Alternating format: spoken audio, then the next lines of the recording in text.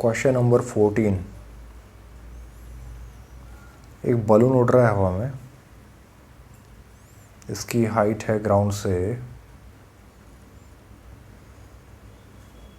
ये height 88.2 metre.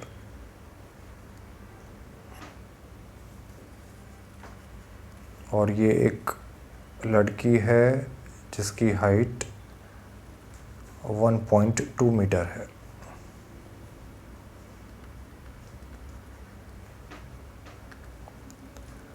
तो इस बच्ची के आँखों के लेवल से बलून तक का हाइट अगर मेज़र किया तो ये हाइट कितना आ रहा है, ये डिस्टेंस कितना आएगा।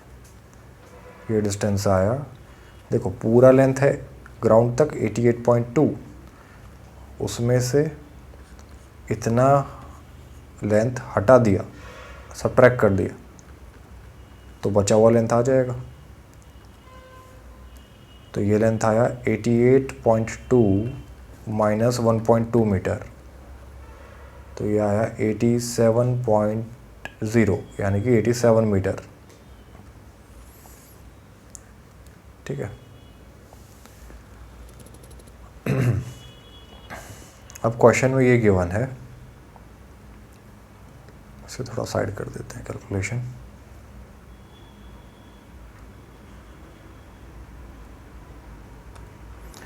क्वेश्चन में दिया है कि शुरुआत में बलून के लिए एंगल ऑफ एलिवेशन, बलून का angle of elevation with respect to girl, तो बच्ची की आँखों से बलून को ज्वाइन किया तो ये लाइन ऑफ साइट बनी।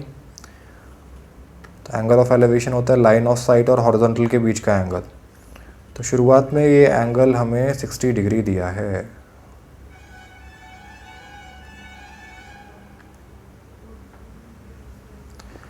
अब ये बलून मूव कर रहा है हॉरिजॉन्टल डायरेक्शन में, ये बलून इस तरह से आगे बढ़ रहा है और आगे बढ़ते बढ़ते बढ़ते बढ़ते एक पॉइंट पर पहुंचा जहां पर ये नया एंगल ऑफ एलिवेशन 30 डिग्री आ रहा है। तो हमें यही बताना है कि बलून कितना आगे बढ़ा, ये डिस्टेंस कितना है।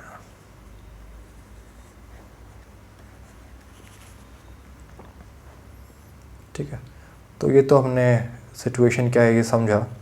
ठीक है, अब हम ट्रायंगल्स ड्रॉ करते हैं। तो पहले ट्रायंगल्स को कुछ नाम देते हैं, वर्टिसेस को।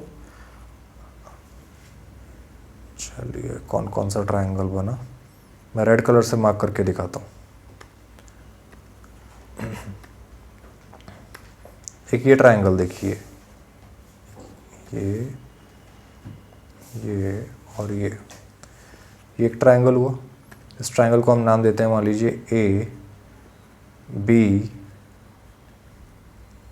सी।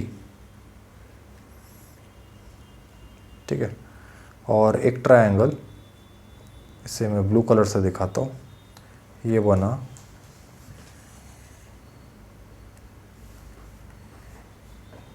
इस तरह से। इसे नाम देते हैं हम डी ई सी। ठीक है, तो ये दो ट्रायंगल्स ऑब्जर्व कीजिए। इन दोनों ट्रायंगल्स में हमें वर्टिकल हाइट तो पता है, ये लेंथ कितना है अभी निकाला था 87 मीटर। पूरे हाइट में से गर्ल का हाइट सब्ट्रैक्ट कर दिया था तो ये हाइट आया था। ठीक है, तो ब्लू ट्रायंगल में आपको 87 मीटर हाइट पता है, एक एंगल पता है 30 डिग्री, तो इससे ये पूरा लेंथ निकाला जा सकता है सी ई। सिमिलरली रेड ट्रायंगल में आपको ए बी पता है, ए बी तो 87 मीटर है, और एंगल पता है आपको 60 डिग्री है, तो फिर सी बी फाइंड किया जा सकता है, यहाँ से यहाँ तक का लेंथ। ठीक है, और अगर आपको सी बी पता है और सी ई पता है, तो सी ई में से सी बी सब्ट्रैक्ट कर दोगे तो एक्स आ जाएगा, बी ई आ जाएगा। बी मतलब वही डिस्टेंस जो बलून ने मूव किया है ए से डी तक, यही फाइंड करना है। ठीक है, तो करते हैं। पहले मैं बड़ा ट्रायंगल कंसीडर कर रहा हूँ, डी ई सी। देखिए ट्रायंगल डी ई सी,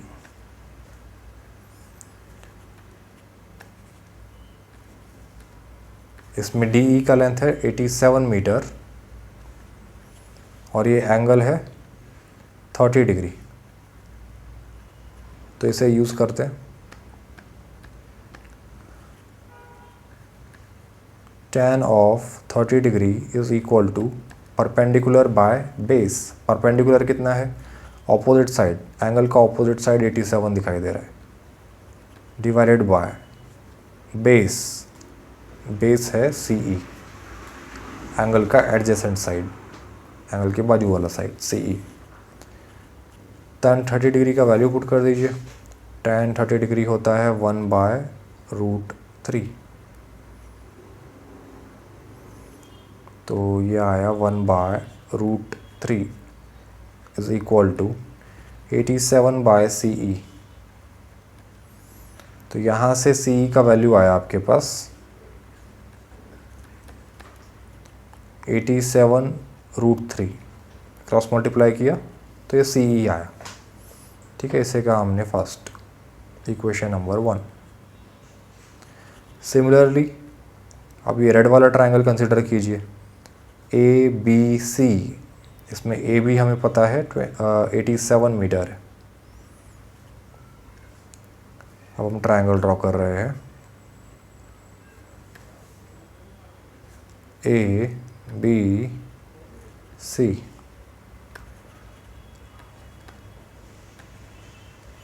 इस ट्रायंगल में ए बी लेंथ 87 मीटर है और ये एंगल 60 डिग्री है। तो इसमें tan यूज़ कीजिए, tan of 60 degree, perpendicular 60 degree का opposite 87 metre divided by base 60 degree का adjacent C B. tan of 60 degree का वैल्यू क्या होता है, √3।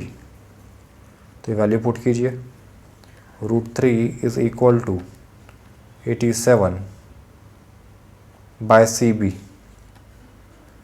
तो यहाँ से CB आया क्रॉस मल्टीप्लाई करके 87/√3 मीटर। इसे इक्वेशन 2 नाम दीजिए। और फिर से एक बार डायग्राम देख लीजिए। हमें फाइंड करना है x। x फाइंड करने के लिए क्या करना है, x का मतलब अगर गौर करोगे तो BE ही है, इतना BE लेंथ है वही x है। तो BE कैसे फाइंड किया जाए, CE में से CB सब्ट्रैक्ट कर दीजिए। CE minus CB he BE है, उल्टा लिखा है। CE माइनस CB करना है आपको। तो चलिए करते हैं। हमें x फाइंड करना है, तो x इक्वल टू क्या है, CE minus CB।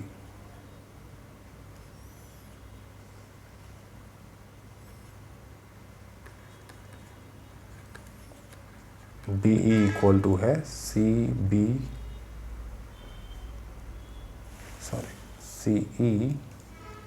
Minus CB।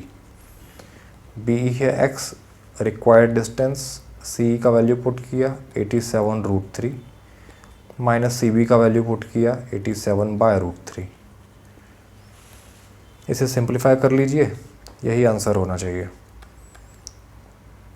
इसे मल्टीप्लाई किया बेस सेम बनाने के लिए,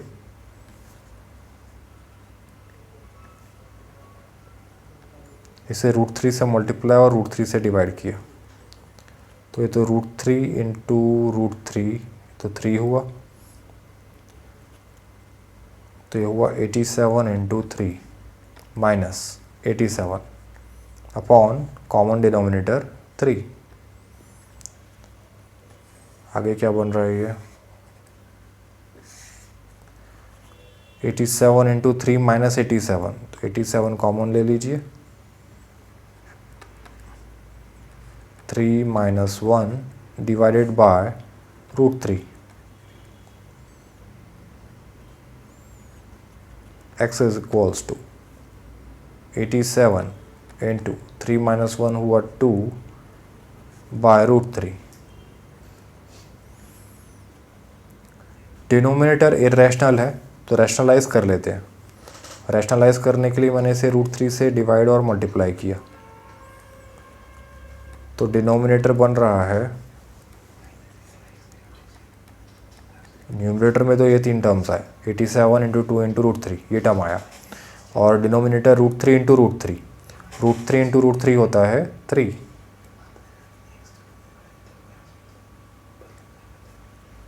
तो x इज इक्वल्स टू 3 से देखिए कैंसिल होगा, 3 1 ज़ा 3, 3 2 ज़ा 6, 3 9 ज़ा 27, 29 इंटू 2 इंटू √3, तो यहाँ से x का वैल्यू आया 29 इंटू 2 कितना हुआ ये 58 टाइम्स √3, तो x is equals to 58 √3 metre, यही आंसर है।